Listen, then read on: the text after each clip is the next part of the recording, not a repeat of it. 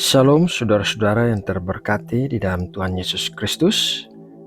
Kiranya kuat kuasa Roh Kudus selalu memampukan kita untuk bisa menjalani setiap langkah kehidupan kita dan bertindak sebagai pemenang-pemenang di dalam Tuhan. Saudaraku, seperti biasanya mari kita berdoa sebelum bersatu teduh. Bapa yang baik dan penuh kasih, kami mengucap syukur buat pagi hari yang baru ini. Kami percaya ada berkat-berkat yang baru bagi kami hari ini, dan kami bersemangat untuk melihat perbuatan-perbuatan-Mu yang ajaib. Lindungilah kami di sepanjang hari ini, dan urapilah kami dengan pengurapan yang baru. Kenyangkanlah roh dan jiwa kami dengan makanan surgawi dari firman-Mu yang sebentar lagi akan kami dengarkan. Ubahkanlah hidup kami, dan bentuklah kami seturut kehendak-Mu agar kami bisa dipakai sebagai alat kerajaan-Mu. Terima kasih Bapa. Dalam nama Tuhan Yesus Kristus, kami berdoa dan mengucap syukur. Amin. Saudara yang terkasih, kita sering sekali diingatkan agar rajin membaca Alkitab.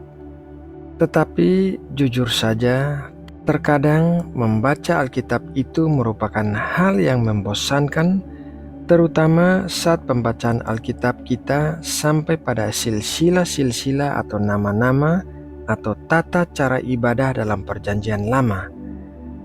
Banyak orang berhenti membaca Alkitab karena merasa bosan atau tidak mengerti.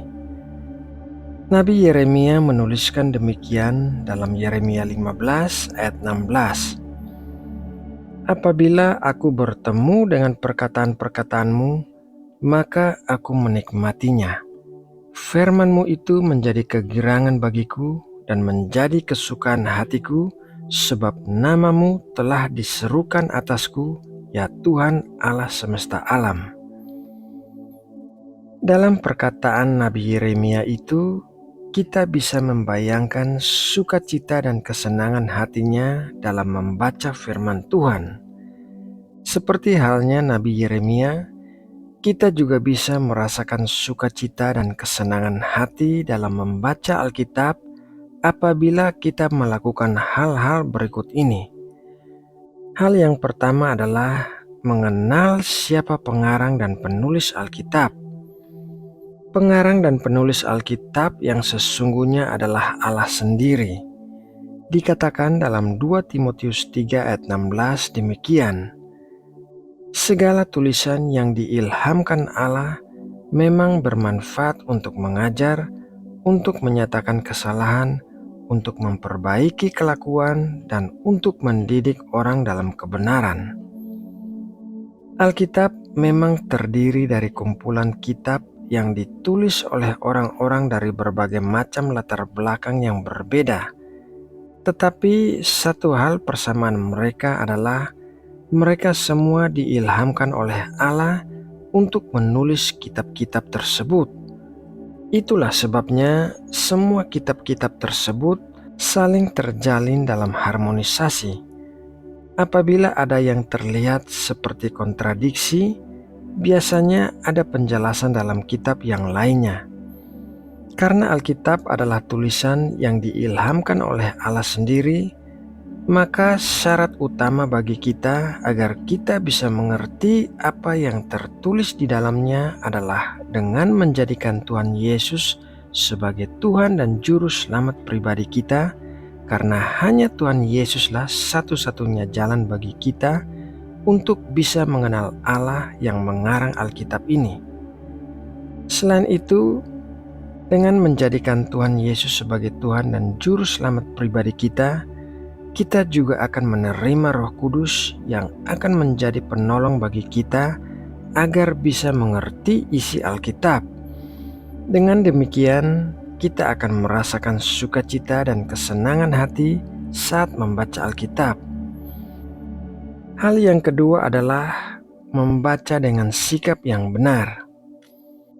Agar kita bisa senang membaca Alkitab, kita harus membacanya dengan sikap yang benar, yaitu sikap yang pertama adalah mempercayai Alkitab sebagai kebenaran yang mutlak.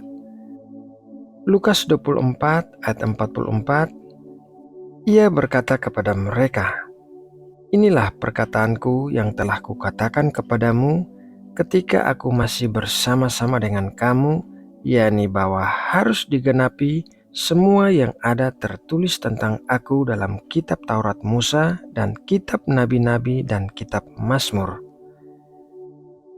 Apa yang tertulis di dalam Alkitab pasti akan terjadi.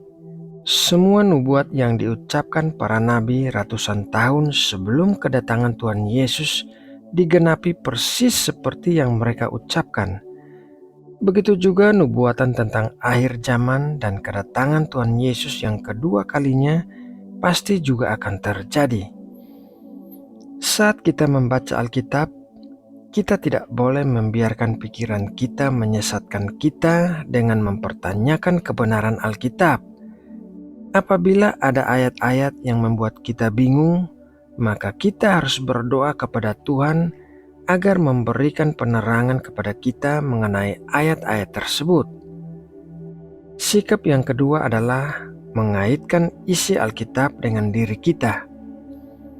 Kisah Para Rasul 17 ayat 11, orang-orang Yahudi di kota itu lebih baik hatinya daripada orang-orang Yahudi di Tesalonika, karena mereka menerima firman itu dengan segala kerelaan hati dan setiap hari mereka menyelidiki kitab suci untuk mengetahui apakah semuanya itu benar demikian. Saat kita membaca Alkitab, kita harus merenungkan apa yang dikatakan oleh ayat-ayat yang sedang kita baca dan apa maknanya bagi kita secara pribadi.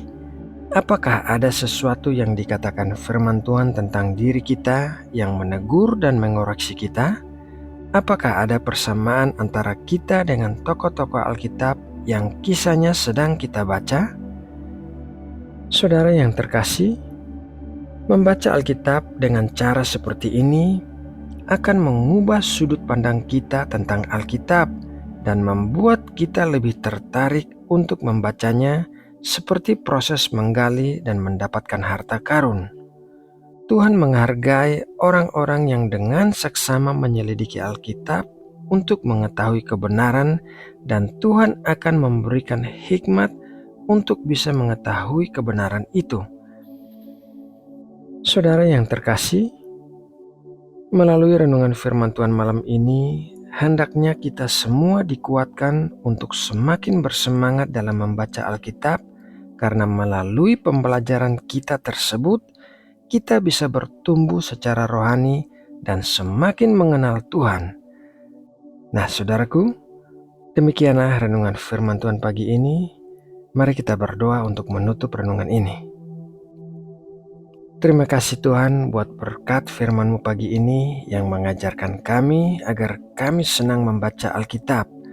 Berikanlah kami hikmat dan pengertian seiring dengan kerinduan kami untuk diberkati lebih lagi melalui firman-Mu.